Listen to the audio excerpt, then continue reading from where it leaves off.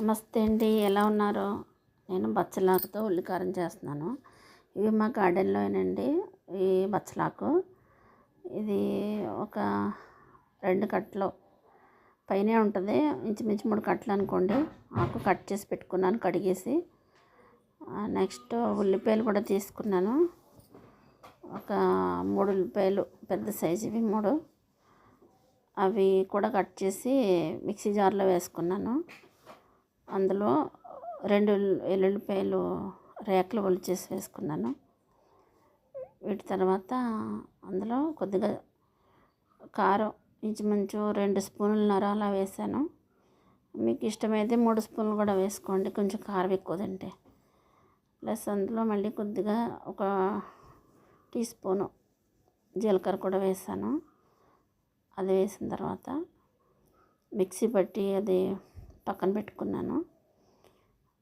అప్పుడు మళ్ళీ కళాయి పెట్టాను.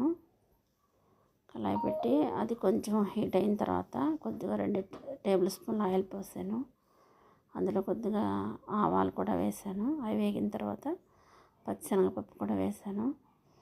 అవి కూడా వేగిన తర్వాత మనం ఈ కడిగేసి కట్ చేసి పెట్టుకున్న ఈ బచ్చలాగా వేసుకుందాం. ఇది కొంచెం బాగా వేయించుకోవాలి. ఇది కొంచెం బాగా వేగిన తర్వాత కొంతసేపు మళ్ళీ మూత పెట్టి మగ్గనిద్దామండి.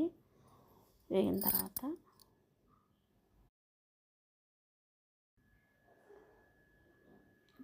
ఇప్పుడు ఇది కొంచెం కొద్దిగా మగ్గింది. ఇంకొంచెం వేయించి అప్పుడు ఇందులో పక్కన ఈ పేస్ట్ పెట్టుకున్నాం కదా మిక్సీ పట్టుకుని ఉల్లికారం, ఇది అందులో వేస్తున్నాను.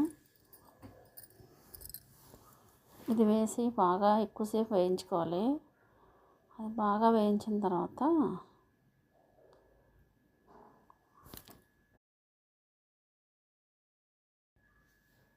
ఇది బాగా ఇప్పుడు వేయించుకోవాలండి. ఇది కొంచెం బాగా అలా వేయనిచ్చి ఇందులో కొద్దిగా నేను అంటే ఈ బచ్చల కూర ముందు ఎందుకు వేసానంటే బచ్చలాకు ముందు ఉల్లికారం వేయించుకోవాలి యాక్చువల్లీ. కానీ ఈ బచ్చలాకు ముందు ఎందుకు వేసానంటే ఇది కొంచెం మట్టి వాసన వస్తుంది కదా, అది రాకుండా ఉండడం కోసం ముందు బచ్చల కూర వేయించాను. అందుకని మీరు ఏం చేస్తారంటే ఇది గట్టిగా ఉంది కాబట్టి అందులో కొద్దిగా ఒక టీ గ్లాస్లో సగం వాటర్, కొద్దిగా వాటర్ పోయండి అందులో. అది వేసిన తర్వాత కొంచెం బాగా ఉడకనిచ్చి అప్పుడు అందులో పసుపు వేయండి. పసుపు వేసిన తర్వాత సాల్ట్ కూడా వేసుకోండి. అప్పుడు బాగా దగ్గరికి బాగా మగ్గనిచ్చి దింపేసుకుంటే బచ్చల కూర ఉల్లికారం రెడీ.